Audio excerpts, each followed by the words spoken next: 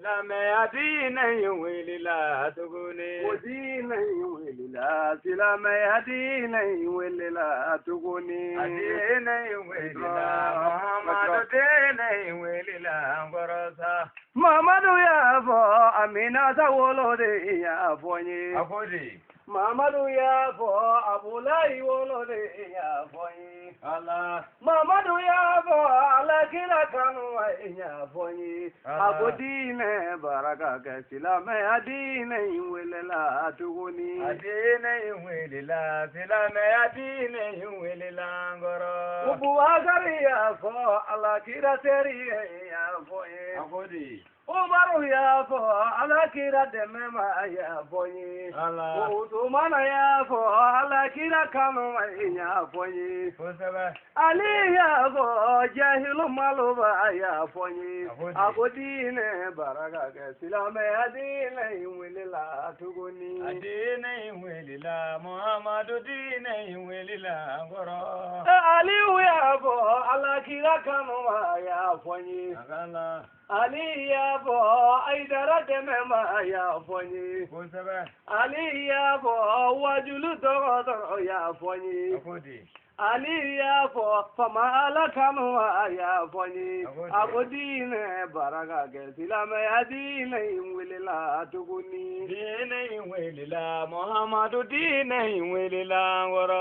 O diinɛ in welela silamɛya diinɛ in welela tuguni. A diinɛ in welela Muhamadu diinɛ in welela n kɔrɔ.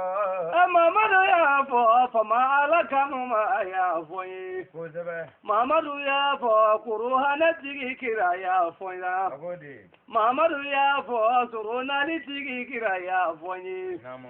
Mamadu y'a fɔ fɔlɔmɔw kuntigi y'a fɔ n ye. Ala. Mamadu y'a fɔ labanmɔw kuntigi y'a fɔ n ye. A ko diinɛ baraka kɛ silamɛya diinɛ in welela tuguni. Diinɛ in welela Muhamadu diinɛ in welela n kɔrɔ. Aliyu y'a fɔ Daramani wolo de y'a fɔ n ye. Kosɛbɛ. Ali y'a fɔ Alakira kanu y'a fɔ n ye. Kosɛbɛ. Aliyu y'a fɔ Fama Ala kanu y'a fɔ n ye. Kosɛbɛ. Aliyu y'a fɔ Alakira dɛmɛ ma y'a fɔ n ye. A ko diinɛ baraka kɛ silamɛya diinɛ in welela tuguni. Diinɛ in welela silamɛya diinɛ in welela n kɔrɔ. Sangare y'a fɔ Kuruhane kalama y'a A fɔ. ko di. Sangare y'a fɔ Hadiza kalama y'a A fɔ. ko di. Sangare y'a fɔ wolobaw bonya ma y'a fɔ n ye. A ko di. Sangare y'a fɔ wolofaw bonya ma y'a fɔ n ye. A ko diinɛ baraka kɛ silamɛya diinɛ in welela tuguni. Diinɛ in welela Muhamadu diinɛ in welela n kɔrɔ. Aliyu y'a fɔ Ali furumuso y'a fɔ n A ye. ko di. Ali y'a fɔ Ali wolodenw y'a fɔ n ye. A ko diinɛ baraka kɛ silamɛya diinɛ in welela tuguni.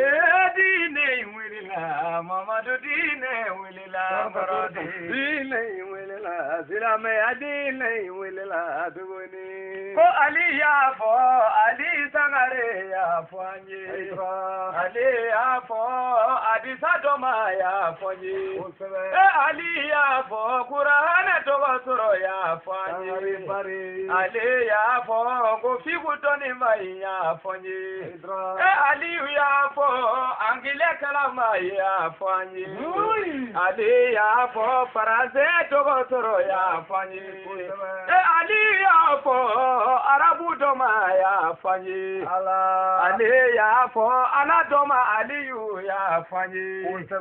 Aliyu y'a fɔ an ye kira kanuba Aliyu y'a fɔ an ye. Aliyu y'a fɔ n ye Hayidara kanuba y'a fɔ n ye. Aliyu y'a fɔ Daramani woloden y'a fɔ n ye. Aliyu y'a fɔ n ye Ama Hawa woloden y'a fɔ n ye. Aliyu y'a fɔ Zeyinabu furuke y'a fɔ n ye. Aliyu y'a fɔ n ye Ayisata furuke y'a fɔ n ye. Aliyu y'a fɔ n ye Fatimata furuke y'a fɔ n ye. Ko kuranɛ kalan baara ka kɛ kuranɛ kalan dugu kɔni filaw kɔrɔ tugun. O diinɛ in welela silamɛya diinɛ in welela.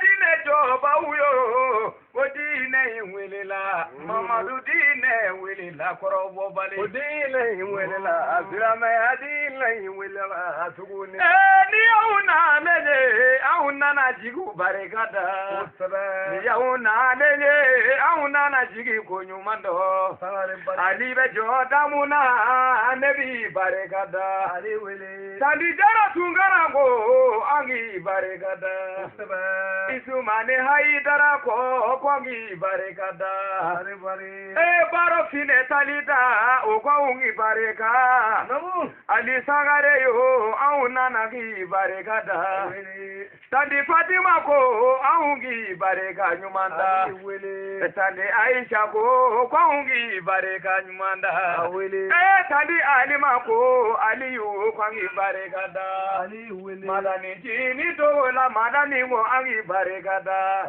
achewo madu tijani mo angi barekada badara haidara ko kwangi bareka nyumanda ibakura mako kwangi barekada ato aruna ko kwangi barekada kasige jini kwama aungi barekada ajinyori kode kwangi barekada ami barekada ali sangare mi wele iye jadi gele meke iyo ko fama alaye kaka firu malo kana figu malo iyo bege fama alaye politiki tu viva auna nagi konyumando nije tamele moribo manganye neningara fogo siaka jara la kaude siaka anga ali baraka dine welela mamadu dine welela ngorola dine